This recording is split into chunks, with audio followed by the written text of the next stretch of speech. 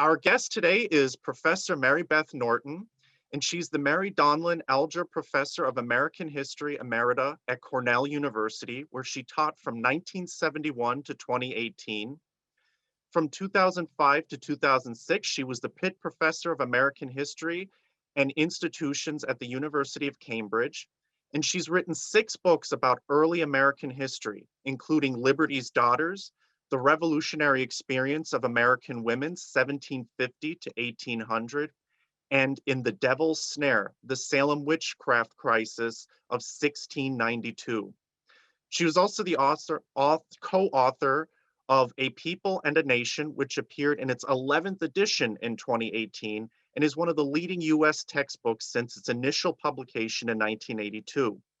Her most recent work, the book that we're going to be speaking about today, is 1774, The Long Year of Revolution. And she's been elected a member of both the American Academy of Arts and Sciences and the American Philosophical Society. And she has served as president of the 12,000-member American Historical Association in 2018. And here's the book, 1774, The Long Year of Revolution. And I'm going to stop sharing my screen right here. Professor Norton, welcome to Book Breaks. Thank you very much. I'm delighted to be here as we all on the East Coast await a snowstorm. We're all trapped inside, so we have to find something to do. And this is a great way to spend the time. So I want to dive right in. I always like to ask our guests on Book Breaks, what was the inspiration behind writing the book? And also the title is very interesting, 1774, The Long Year of Revolution. So if you could explain what you mean by the long year. Yes, I'm happy to do that. Actually, the long year is, it's a kind of a play on what historians often do, which is to talk about, say, the long 18th century or the long 17th century, by which they mean a period that starts before the period they're talking about or ends or both behind the period they're talking about. And I decided to apply it to 1774 because the book really starts in December of 1773 and ends just before the Battle of Lexington and Concord in April of 1775. But I regard this period as all of a piece. And so that's why I decided to call it The Long Year. Now, your other question was what inspired me to write this. And it actually goes back to the days of working on my doctoral dissertation on the Loyalists in the 1960s, because it was working on the Loyalists, exiles, that's what my book was about, my dissertation, showed me that the year 1774 was absolutely crucial in developing what we call loyalism and also developing what we call revolutionaries. If we think about it, in 1773, pretty much every American is loyal to the empire. And by the end of 1774, a whole lot of people aren't. And so I was very interested in knowing the process that occurred between those dates and looking at it carefully, much more carefully than I could have done before. But I realized from the beginning of my teaching career that 1774 was an absolutely critical year in the development of the American Revolution in a way that is usually not thought about. And so that's why I focused on it. And before we start talking about some of the major events of that year, what I found really fascinating through the whole book, and kind of in your conclusion at the end, it seems like 1774 is the year of undeclared independence, so to speak.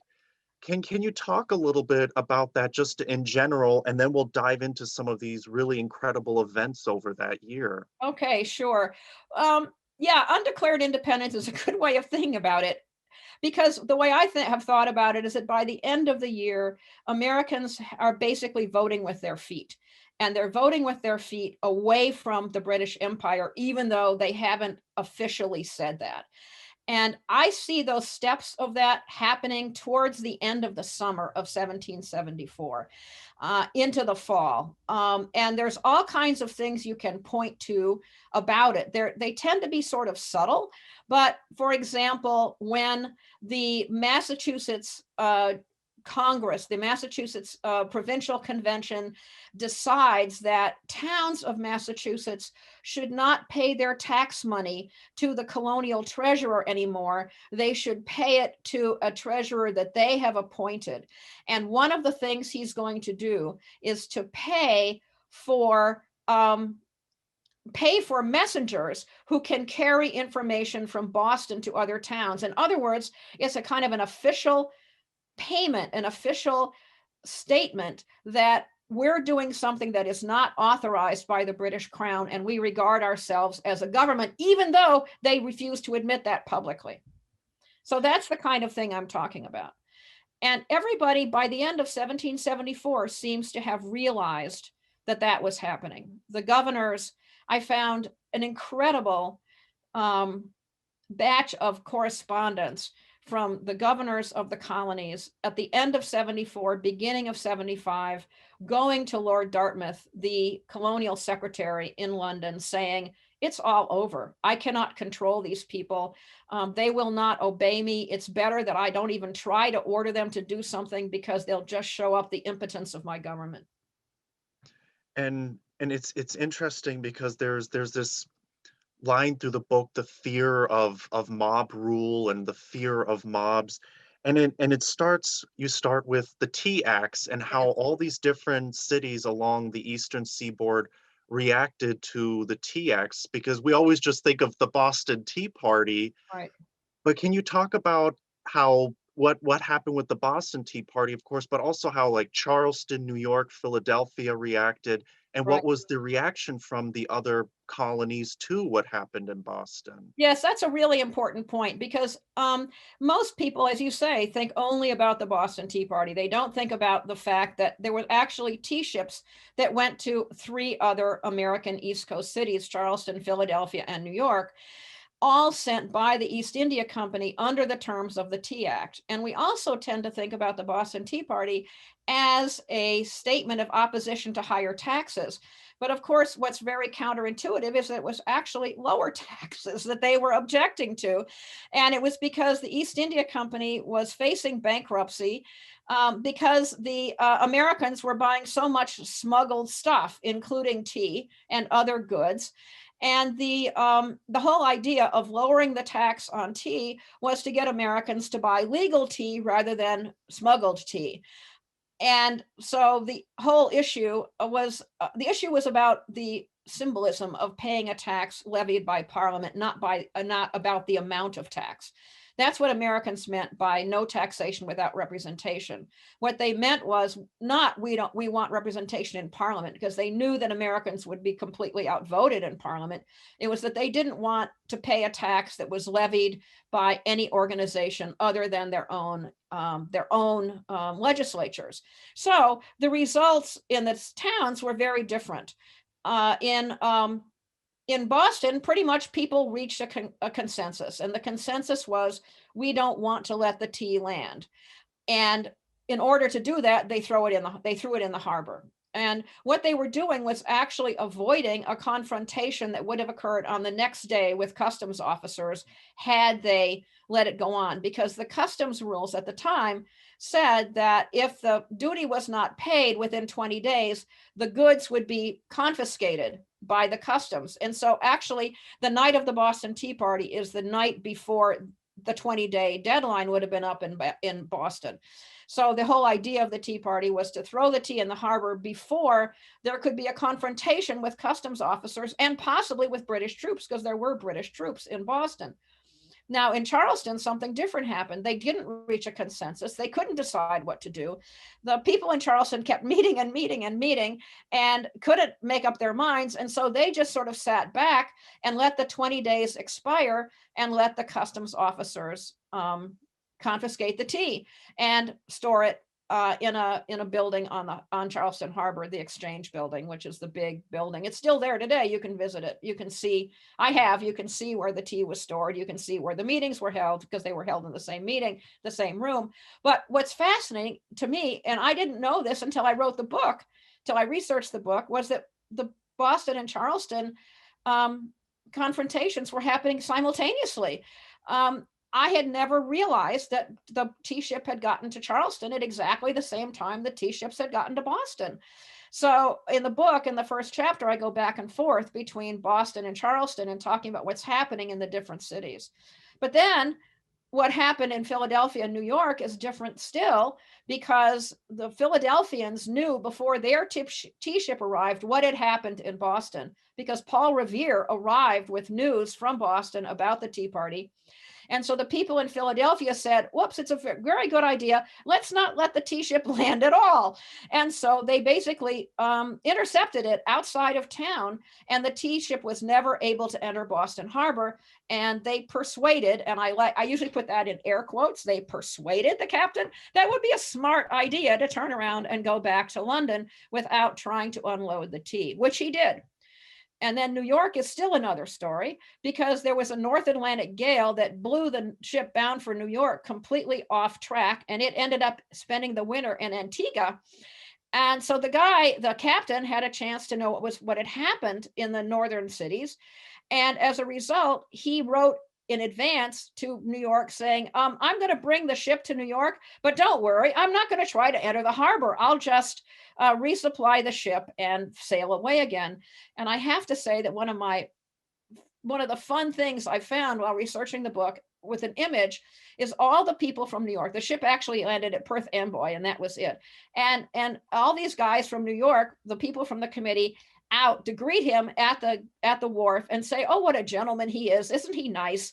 And then when he leaves, they all sort of wave goodbye and say, have a great voyage, so it's a completely different story. But that's because he didn't arrive until April. And so everybody knew what had happened in the previous city, so that everything could be avoided, the previous confrontations. And also, it's throughout the year, they have to decide what to do with tea that keeps coming. So some places throw tea in the harbor, some places burn tea, and some places they confiscate the tea, not by customs officers, but by local committees. They take charge of the tea. And that's what happens to one of the ships that was bound for Boston and that ended up being shipwrecked on Cape Cod. And the tea that was not reshipped to Boston, to the British headquarters, it was never sold in Boston before the war started. The tea that was held on the Cape was held by local committees, and then it was sold. It's the only a tea that was officially sent by the East India Company that was actually sold in North America in 1774 was the tea that was sent to Boston that landed up shipwrecked on Cape Cod. It's a great story. I have it in chapter 1 too. And I should say, one of the things I was able to do was, when I was working on the book, was to go to the site of the shipwreck. It's now in the Cape Cod National Seashore. And that really showed me something. It's still, the sandbar is still there. It's a well-known sandbar that the ship went aground on. And so that was fascinating for me, to be guided by National Park Service people up to the site of the shipwreck. Oh, that's fantastic. Yeah. But then we have to talk about what the British reaction was to what happened in Boston, and then how that began to, because it seems like the response from the colonies was mixed. It was a very mixed response. But then the British reaction seemed to start garnering it seemed that's what kind of pushed forward a more growth in a unified colonial stance. Can you talk about the Boston Port Acts and the Coercive Acts in Boston, and how that began to spur a more unified colonial response? Yes, absolutely. You're absolutely right. I mean, in fact, the response to the Boston Tea Party was very mixed in the other colonies and in Massachusetts itself. A lot of people were completely opposed to it, including George Washington and Benjamin Franklin and Henry Lawrence, who eventually became a leader of the Continental Congress. They all thought that destroying the tea was a really bad idea. So there were not a lot of people who officially said that the destruction of the tea was good. They didn't, of course, call it the Boston Tea Party then. It wasn't called that until the early 19th century. But it was really the British response, which was to come down very hard on Boston and to close the Boston port until the tea was paid for. that would cause the issue, and that caused the colonies to unite behind Boston and to say it was the common cause. Because the Boston port was closed to all traffic except for local traffic in food and fuel. And the British, in fact, made it as hard as possible, even for that local traffic to get there. They started to order people to send everything. If they were sending supplies to Boston, they had to go through Salem. There's a story that the road between Boston and Salem became so rutted that it was hard for the carts to traverse it because there was so much traffic back and forth. It was so hard for anything to come into Boston by water, which is the way that most things had come in before. So it was really the Boston Port Act, and then ultimately the other coercive acts that you mentioned that united the colonies behind Massachusetts. The second coercive act was the Massachusetts Government Act, and it reformed the government of Massachusetts in ways that governors had wanted for a while. I don't need to go into detail. In fact, other people did defend the Massachusetts Government Act because basically what it did was to make the Massachusetts Charter resemble charters from other colonies. It didn't. So other people in other colonies said, wait a minute, all they're doing is making Massachusetts sort of operate the way we already have. So what's the difference? But the act that I think that has not gotten a lot of attention, but which got a lot of attention in the summer of 1774, is what's called the Administration of Justice Act. And the colonists called it the Murder Act. And when I found that, my sort of ears pricked up, because what it provided was that a British official or a customs official, anybody who was accused of killing a colonist, could be tried in England rather than in America. And so even people who became loyalists ultimately said, this is terrible. This means that the British can really run roughshod over us.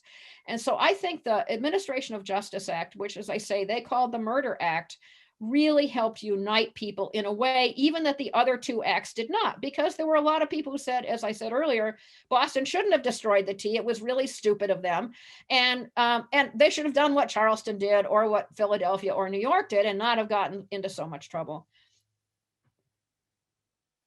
And then there was the call for the 1774 Continental Congress. Yes.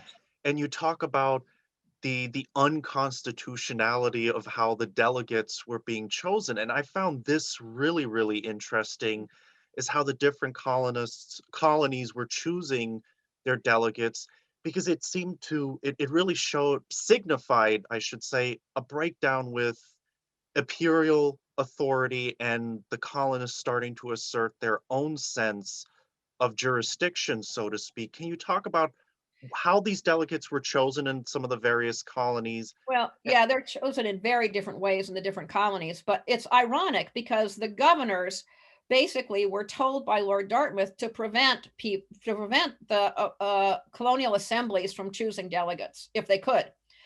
And in fact, most governors did prevent the colonial assemblies from choosing delegates. So initially, the governors thought to themselves, and I have some quotes to this effect in the book, well, that means they won't be able to choose delegates. But in fact, what the colonists did was to go ahead and choose provincial conventions, which then chose delegates. So in a way, the British forced the Americans out of the traditional political hierarchy, the constitutional ways of proceeding, and forced them to be unconstitutional in the way that they operated.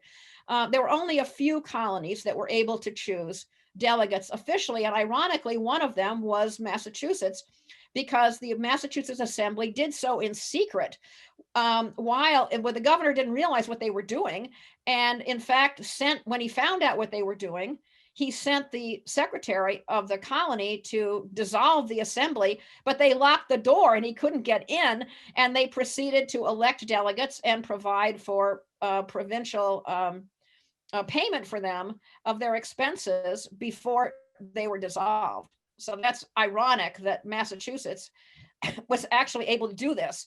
But in many other colonies, they could not do that. For example, in New York, it was all done by an assembly. I mean, not by the assembly, but by the unofficial body. And in other colonies as well, it was done by, for example, North Carolina, it was done by provincial conventions that were elected outside of the conduit of regular elections. Pennsylvania was interesting because in Pennsylvania, there was a provincial convention that voted, but then then it was officially recognized by the assembly after the provincial convention chose people. And the same thing happened in South Carolina. And in South Carolina, again, sort of like what happened in Massachusetts, the assembly met secretly. They were due to convene at 10 o'clock in the morning, and they met at 8 o'clock in the morning, and the governor was too late to stop them from doing what they were doing. So, and he wrote to complain to Lord Dartmouth and say, see how devious these people are, see what they did to me. So yes, it's fascinating to see how they went around the official channels, but they were in a way forced to do that. No, they really were forced to do that by the governors preventing them from using the official channels. So one thinks that's a kind of a road not taken. What if the governors hadn't done that? If the Continental Congress had been, quote, officially elected by assemblies, it would have been an official body that could have dealt with the British authorities in a way that it was not allowed to because it was, in fact, quote, unconstitutional. And there's this one incident that I found really interesting to read about at the beginning of the Continental Congress, the powder alarm. Can you Yes. talk a little bit about that, but also how information, miscommunication, misinformation, so to speak, was just rushing through all the different colonies at this Right. point? Right. I mean, something going viral doesn't just happen on the internet. It happened with the powder alarm. Basically, what happened was it started off rather ordinary. It started off with the governor of Massachusetts deciding to move the colony's gunpowder out of a combined gunpowder storage out of a lot of people in this period, because gunpowder could explode, had combined storage. They did not do it separately, and so they did not have separate storage. So the result is that he decided to move the gunpowder storage out of Charlestown, which is where it was. Move the gunpowder. Rumors began to spread that people had been killed when the soldiers came to move the gunpowder. And so crowds began to gather in Cambridge, and then further rumors began to spread that Boston was being bombarded by British naval ships in the harbor. And there was particularly a rumor that was spread from Connecticut and by a man who later became important as a as a revolutionary leader, a general, Israel Putnam. And so he sent these messengers all over the place telling them, Boston is being bombarded. And so the upshot was that 20,000 people gathered the next day. Minutemen gathered on Cambridge Common. And the Boston committee, finding out what was going on, rushed to Cambridge to say, no, it's all a rumor. It's not happening. Nothing like that is going on. Nobody was killed. It's all just fake news, we might say. And so everybody went home. And then they wrote a letter to Israel Putnam saying, don't do this again unless you get official news from us, only don't believe the rumors that you're hearing. And so it's a great example. It's kind of a precursor, a dress rehearsal for Lexington and Concord, because it shows how when the rumors spread, or how when the news spread, people would gather from the countryside supposedly to defend Boston. In this case, it wasn't true, so they all went home. But yes, it's a fascinating story. And what's really interesting is the news, of course, made it to Philadelphia. And the people in Philadelphia did hear that Boston was being bombarded. Fortunately, they were skeptical. They thought, we got to wait to get this confirmed. And a couple of days later, they found out that it was indeed a false story. But it happened right at the very beginning of the meeting of the First Continental Congress. And I think it helped to set the tone for what happened later. And this is perfect lead into my next question, because one of the big results of this Continental Congress is the Continental Association. Right. Can you talk a little bit about what that was, why it was so significant, and also how these local committees that were there to ensure that the association worked, how those local committees worked and why they were so important. Yes. Well, the Continental Association was the idea to have non-importation, to put pressure on the British by not buying British goods, not buying British imports. They thought that, see, they couldn't directly affect what was happening in Parliament, but they all thought, well, these merchants are dependent on us, and the merchants do have a pipeline to Congress, to the Parliament rather, and so we'll put pressure on the merchants, and the merchants will put pressure on Parliament on our behalf. It didn't really work. The non-importation, they did in fact enforce it. They were going to do non-exportation as well. That hardly went into effect. It really didn't, because the war had started by the time non-exportation was to go into effect. But the whole idea was to have economic pressure. And then the Congress provided that the Continental Association should be enforced by committees that were locally elected in, quote, every county, city, and town in America. And so there were local elections that were held everywhere to elect the members of these committees. And the committees ultimately became governments. They were originally elected only to enforce the association. But in many cases, this was the first time that people were actually able to vote for local officials, because local officials in many colonies had been appointed by the colonial authorities. And so they become, in effect, this grassroots resistance movement, and they become extremely important going forward. I mean, they're known as committees of observation and inspection in the beginning, but when the war starts, they morph into committees of safety, and they begin to raise militia, and they begin to carry out the orders of the Second Continental Congress, which of course meets in May of 1775 and is beyond the scope of my book, but which carries forward the story. And this will be my last question, because the questions from the audience are coming in thick and fast. I always want to make sure we get to the audience questions. But what I really loved in your book was you talk about all the different sources that you use, from pamphlets and newspapers, and most of our audience is students and teachers. If you could talk a little bit about your sources, but also why or how teachers can bring this period to life for students in a way, because textbooks, we so much cherry pick Right, specific events instead of looking at it as a collective whole. right. So can you talk about how the sources can help us paint this bigger picture leading up to the revolution? Sure. I tried to use, I read every political pamphlet published in the period from that I studied, those 16 months. And I looked at multiple copies of them. And so I could see, even though we don't know the printing, we don't know, we have any idea of circulation figures, I was trying to estimate how many times this thing was reprinted. And you could see different paper, different pagination.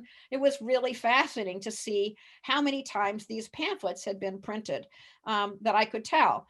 And so, and the correspondence is also very interesting. But I would say that one of the things I tried to do in the book was I was hoping to get my readers to forget they knew how the story came out, and to look at the documents and the pamphlets and the newspaper articles as they were produced, and not to understand them in the context of hindsight, but to see them as people would have read them at the time. So I would recommend to teachers that they try to get their students to think about what it's like if you read this thing not knowing what's going to happen next. And either a letter or a pamphlet. Just to give one example, I discovered that if you think about, or if you discover, as I did, exactly when certain pamphlets are published, there are two pamphlets by future loyalists that are published just before the meeting of the First Continental Congress. One is by the Virginian Jonathan Boucher, and his other is by the New Jerseyite Thomas Bradbury Chandler. And both of them, if you read them in the context of their time, are actually very positive about looking forward to the Continental Congress as a possible body that will lead to reconciliation. And indeed, the Congress was proposed by people who wanted reconciliation. It didn't turn out that way. But if you think about them in that context, you actually read them very differently. And so I would say it's very interesting to read the documents and the newspaper articles and the pamphlets specifically related to the time in which they are produced, and sort of cut off your memory or your thinking about what happened next. And that helps you to bring it home, I think, in a way. I mean, you could talk about, I mean, a teacher could have a student read that pamphlet by Thomas Bradbury Chandler and say, okay, what's he trying to accomplish at this particular moment in time, and what could happen next, without thinking about what happened next that you know. Absolutely. Well, Professor Norton, thank you very much. I'm going to hand you over to Allison, and she's going to ask you all these great questions from the Okay, audience, starting with our weekly student winner. great. Yes, thank you, William. Our very first question comes from Caroline, who is from Stuyvesant High School, and asks, in light of the recent storming of the Capitol, should history memorialize the Boston Tea Party as an insurrection or a protest? Where do we draw the line between the two? Yeah, I think that's an excellent question. Thank you, Caroline. I do think that the what happened in the Boston Tea Party, not that I'm trying to defend the destruction of the tea, but was really very different from what happened in the storming of the Capitol. That is, the people who did destroy the tea were very careful to only destroy the tea. They left the rest of the cargoes of the ships totally untouched. And they were very explicit about what they were doing and why they were doing it. So nothing got out of hand. I mean, again, we might not think that and people at the time thought that destroying the property of the East India Company was not a good idea, but nevertheless, that's all that happened. Nothing else happened. It was very tightly controlled, which is clearly not what happened in the storming of the Capitol.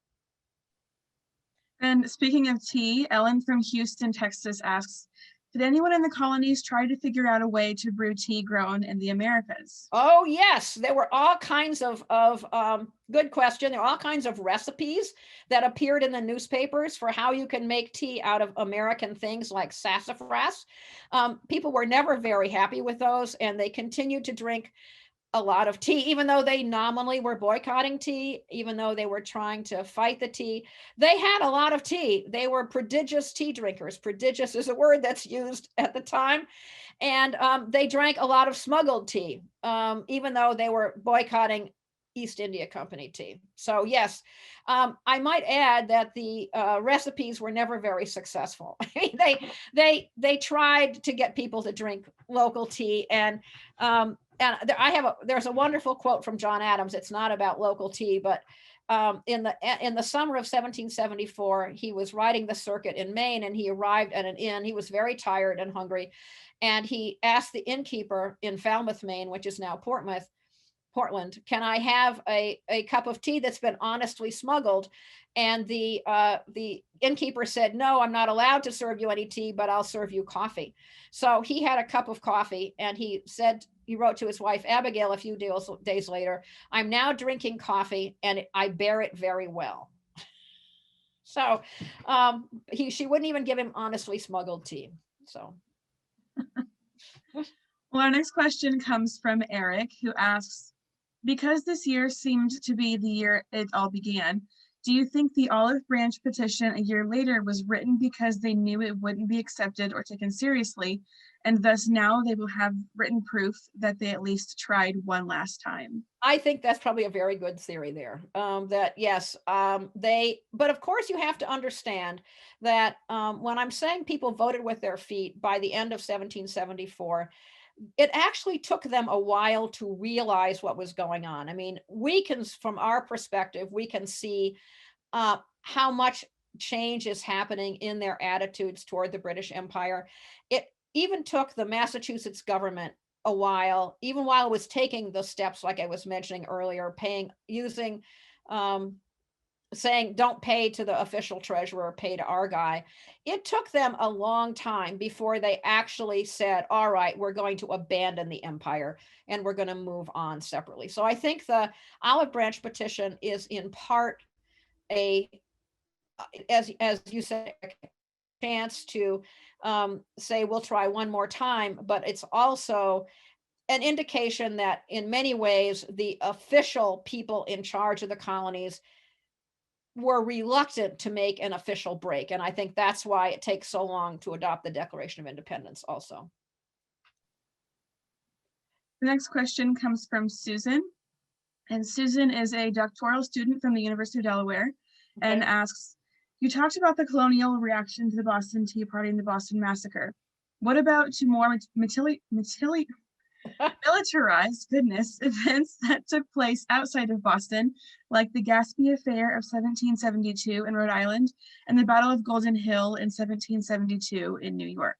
Right. Well, in 1772, the Gaspee Affair is very limited in its long-term effects because the colonists were able to shut down any inquiry into the event.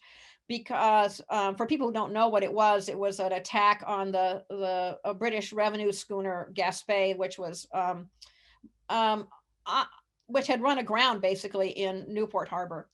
And so people went aboard and trashed the ship basically. But the colonists remained mum. Nobody would testify to anything. And so nothing really happened. The British were never able to retaliate in any particular way. The Battle of Golden Hill is very much a local event in New York. It never becomes of widespread importance.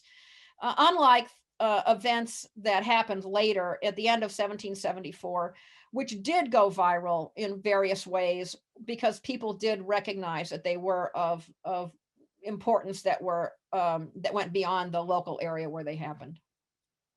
But that's a good question. The next question comes from Andy in Ohio, who asks, by the end of 1774, what percentage of colonists were loyalists for reconciliation, patriots for independence, or just folks that were neutral? Good question. And the answer is, I don't know. And no one has tried to figure that one out. Excuse me.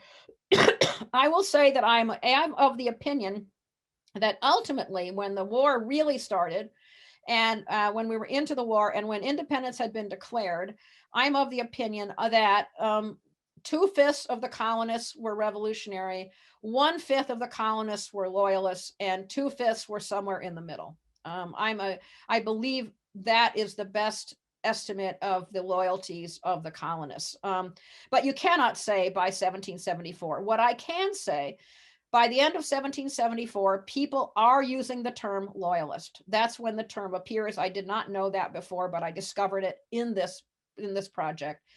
And people who are loyalists are starting to call themselves loyalists, which means that they are perceiving other people as disloyal. But as to how many people fall into each camp, it's impossible to know. And I don't think you could figure it out. Ultimately, the revolutionaries do try to figure it out by having people sign the Continental Association, by having individuals sign up for militia service. And then if they don't do that, this is later in 75, if they don't do that, then they become identified as disloyal or as not, as not connected to the revolutionaries. But it's very hard to know. Next question comes from Ashley, who is in California, and asks, what was the role of newspapers during this time? Who wrote them and who read them? Yeah, that's very important. Newspapers are critical. There were many newspapers in the big cities. There were not newspapers outside of the cities. By the end of 1774, most newspapers have chosen sides. By the end of 1774, you have distinctly loyalist newspapers and distinctly revolutionary newspapers. They are written and put together by their editors / printers / publishers. They receive essays anonymously from many readers. We don't know in many cases who those people were. We know, for example, we do know what Samuel Adams wrote because he wrote under a particular pseudonym, Candidus, but we actually don't know who wrote a bunch of the letters, the bunch of the things that appear in the newspapers. You just can't tell. There are newspapers that try to remain neutral. The traditional position of American newspapers was to remain neutral because they didn't make a lot of money. The printers, they were always sort of on the verge of bankruptcy, and they didn't want to alienate any of their reading public, and so they opened their pages to all kinds of opinions in the beginning of 1774. But as I say, by the end of 1774, beginning of 1775, they've pretty much begun to line up on one side or the other, and many more newspapers were in favor of the revolution, or in favor of resistance, if we can say it by then, than were in favor of the British power, of the British crown. Next question comes from John, who asks, to what extent did the Southern colonies align with Massachusetts in terms of support for rejection of taxation, especially following the Boston Tea Party? Right. Did their reliance on importation make them more sympathetic to this position, or were they not willing to risk their own financial position? Well, that's a very good question. There's a big difference in the Southern colonies, but generally, Maryland and Virginia tended to support Massachusetts, as did South Carolina. North Carolina was a bit more iffy, and Georgia was truly iffy. Georgia was so uncertain about its position that it actually sent no one to the First Continental Congress, and didn't even send anybody to the Second Continental Congress in the beginning, but ultimately did. So that Georgia felt itself very much on edge. There was very strong loyalist leadership in Georgia, and Georgia was extremely reluctant to join Massachusetts. And in fact, there were essays in the Georgia papers saying, there's one newspaper in Georgia, I should say, only one, and it has a number of essays that say, why should we be concerned about what's happening in Massachusetts? It's very far away from us. Their issues are not our issues. We shouldn't get ourselves involved. And South Carolina was really very sharply divided. South Carolina had pro-resistance people and anti-resistance people. Ashton from San Antonio, Texas says, I like how you mentioned visiting actual locations that you mentioned throughout your book. How much did experiencing these places in person impact your writing? Well, it definitely had a basic impact on the way that I dealt with the shipwreck on the Cape. Because I had a sense then, even though the Cape today is shaped very differently from what it was in the 18th century, there's been a lot of erosion and so forth. I had a sense of the amount of work that would have been involved in unloading the ship, in carting the chests of tea from the ship to Provincetown, and then, of course, sending the tea to Boston via sloops that they hired in Provincetown. So yes, it was very important. And it's also, I should say, I'll just add that it was very important for a previous book that I did when I did this book on Salem witchcraft, and I realized how important Maine was, the story of Maine. Actually visiting sites in Maine were crucial to my understanding of some of the events that preceded the Salem witch trials. Bill from Suffield Academy in Connecticut asks, while African Americans fought in the Continental Army once the war began, did you find any evidence or documents showing that they participated in any of the events in 1774? Alas, no. There was discussions of slavery in the context of 1774, but it was by white people.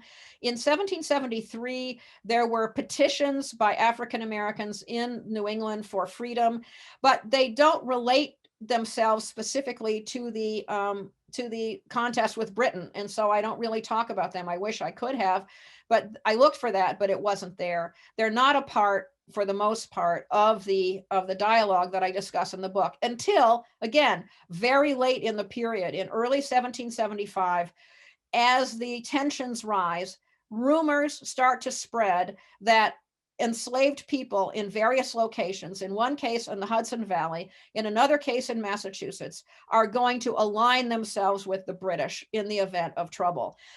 But there's been very little, even though we know there are rumors to that effect, we don't really know how true those rumors were. That's a great question. Next question comes from Carol, who is in New Jersey, and asks, can you talk about the role of women in the lead up to the revolution? Sure. I understand from the Museum of the American Revolution exhibits that they were involved in purchases and trade boycotts, but were they involved in any other way? Were they more likely to side with the loyalists or with revolutionaries? Well, you can't say which way they're likely to side with, because, as I said, you can't tell that. But yes, that's a really good question, and I do talk about that in the book. And one of the fun things in the book is I talk about the campaigns to get women to stop buying and drinking tea. And there are many essays in the newspapers and in pamphlets that tell women, don't drink tea anymore because it's bad for your health. Now, this is very funny because, of course, women had been drinking tea for years, as had men. And so there were women who were supporters of resistance who said, come on, guys, what kind of idiots do you think we are? Why don't you just tell us you don't want us to buy and drink tea for political reasons? I mean, don't tell us that we'll give birth to sickly children if we drink tea, which was one of the arguments that was made. So I do talk about this big campaign. They understand, that is, the people who are writing the, shall we say, the propaganda, the attempts to persuade Americans to boycott tea, they do understand that women are big purchasers and consumers of tea. And so they do, in fact, try to get women to do that. But I have to say that I had many accounts of women who, yes, publicly boycotted tea, but would go to the basement and have a pot of tea with their friends or their family in secret. And that was presumably smuggled tea, because that was nominally better to drink than East India Company tea. Other than that, I also talk about women being involved in the political discourse, not just around tea, but especially in private correspondence. The only woman who became involved publicly was Mercy Otis Warren in her plays, excuse me, in early 1775. But basically, there's a fair amount of correspondence from women in their families talking about politics, and I do talk about that. Well, the next question comes from David Passman, who says that he was your undergraduate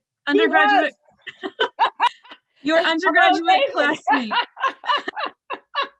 He says that he remembers you very warmly and very well.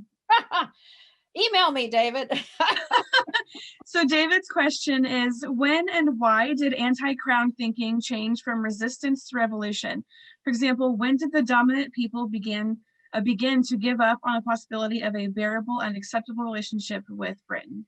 That's a great question. And I think it begins to happen at the end of the summer of 1774. And one of the clues to the fact that it's begun to happen then is that the British find the British ambassador to The Hague starts writing to London to say there are American ships here looking for arms and ammunition.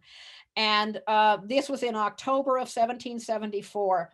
For ships to have been in Amsterdam to look for arms and ammunition in October of 1774, they would have to have left the colonies at the end of August of 1774.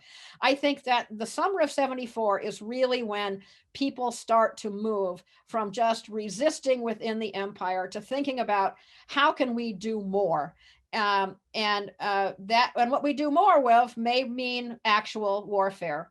And I indicated earlier, there's also a series of incidents in late 1774 where in 3 New England colonies, New Hampshire, Rhode Island, and Connecticut, crowds attack local forts and confiscate cannon and gunpowder and shot and take it away and hide it. They conceal it.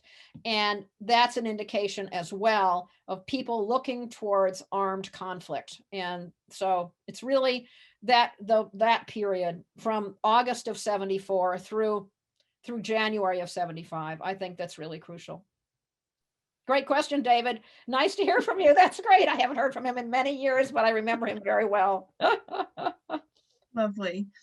The next question comes from Sarah, who asks, after completing your book, what do you wish U.S. history teachers taught differently about this period?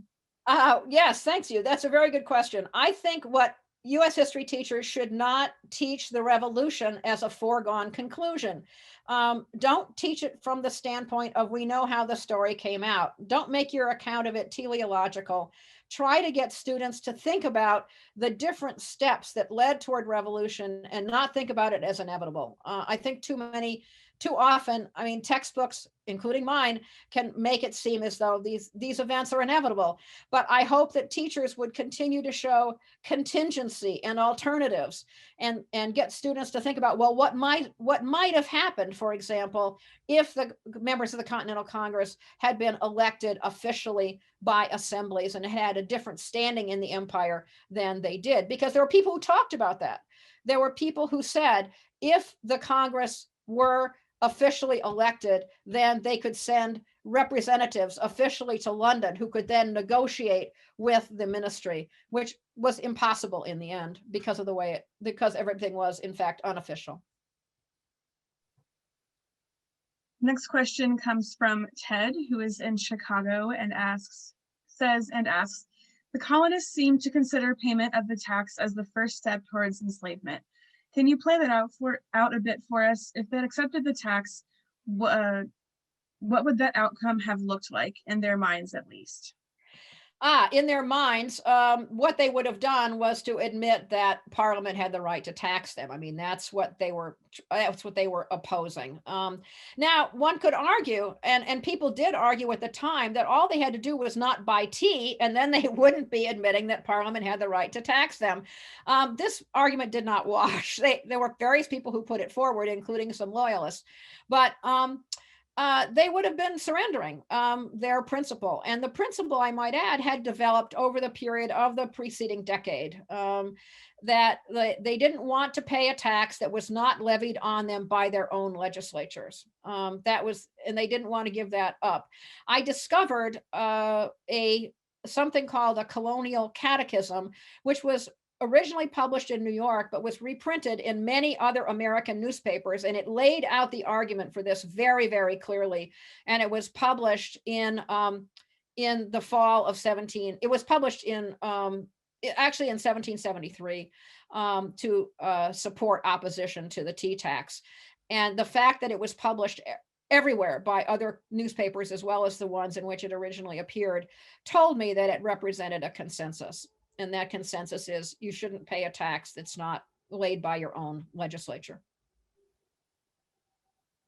The next question comes from Jaime, who is in Portugal and wants to know, could diplomacy representation have brought a different result, or was everything inevitable?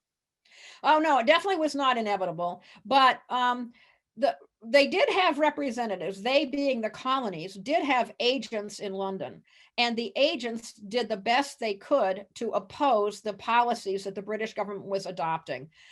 It didn't work. I mean, they tried their best. Benjamin Franklin, in fact, was in London and represented the colony of Massachusetts and other colonies too. So it just, they tried,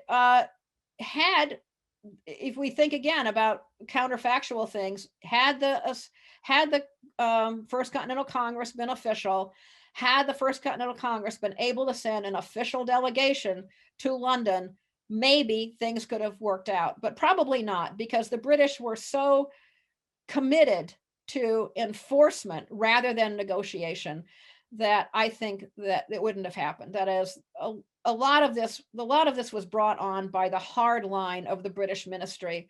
And there were many Americans who went to London and talked to the ministers, even talked to the king, talked to Lord North, talked to Lord Dartmouth. And I talk about this in the book. They tried to convince them to take a more conciliatory attitude toward the Americans. And they were simply, they were simply taking a very hard line towards the Americans. And I think the Americans who hoped for reconciliation were probably dreaming. Well, though we have many, many more questions we Let's see. could get through if we had time. We have time for but one more, but I'm going to combine two questions into one. These questions are from Bill from Arlington Heights, Illinois, and also from Dee. And the combined question is, who were your mentors in your study of history? And when did you get your start in your interest in history? That's a good question. I was always interested in the study of history. I cannot remember a moment when I didn't want to be a historian, even as a young person. I think in high school, I wrote my first ever term paper based on primary sources. It was actually not about the revolution. I wasn't interested in the revolution then. It was about the Civil War. And I loved reading documents that were available to me. I mean, they were published primary source materials. I was mentored as a undergraduate by a very fine historian named John Hyam at the University of Michigan, who is now dead. And I was mentored as a graduate student by Bernard Balin, who, alas, died very recently at an advanced age of, I think, 97. And and both of them were incredibly important to me as I developed as a historian. Fantastic. Well, thank you so much, Professor Norton, for your time. I'm going to pass things over to William, who is going to wrap things up for us. Okay. Let me just say, I thought the questions were great.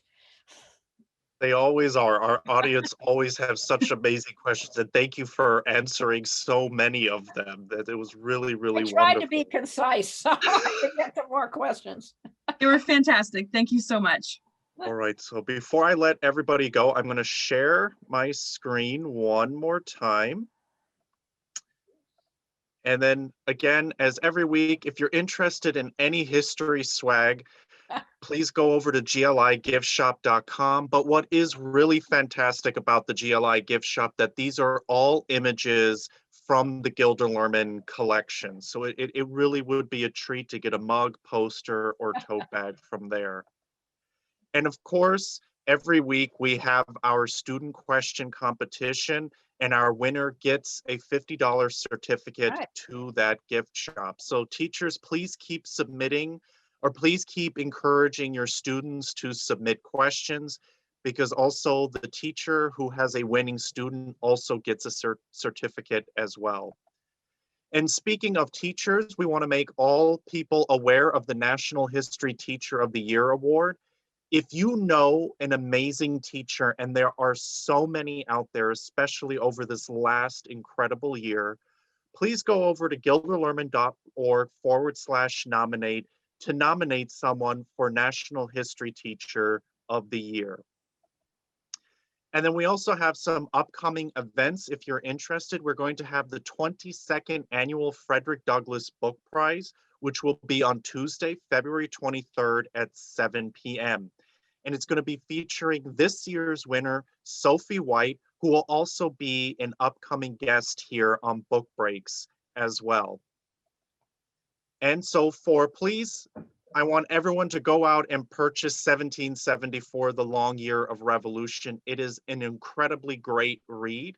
And Professor Norton just informed us before the start of the program that it will be coming out in paperback as well next month. So please go out and purchase this great book. It's a wonderful read and an important piece of history. And our next book breaks on Sunday, February 7th at 2 p.m. We're going to be joined by Professor Amanda Brickell Bellows and her book on American slavery and the Russian serfdom in the post-emancipation imagination.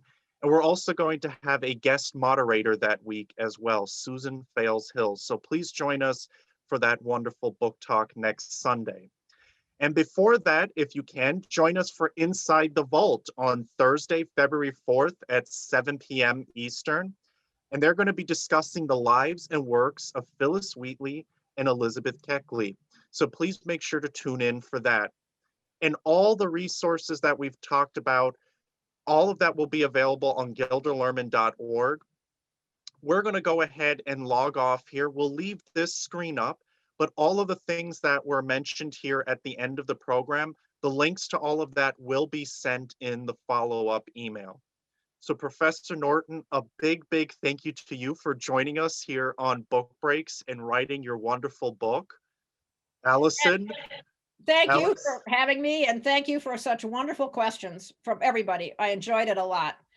I'm so glad. And thank you so much for answering so many questions. That was an onslaught of questions. And thank you, Allison, for bringing all those questions together, always doing a fantastic job to curate all of your wonderful questions. And thank you, our audience.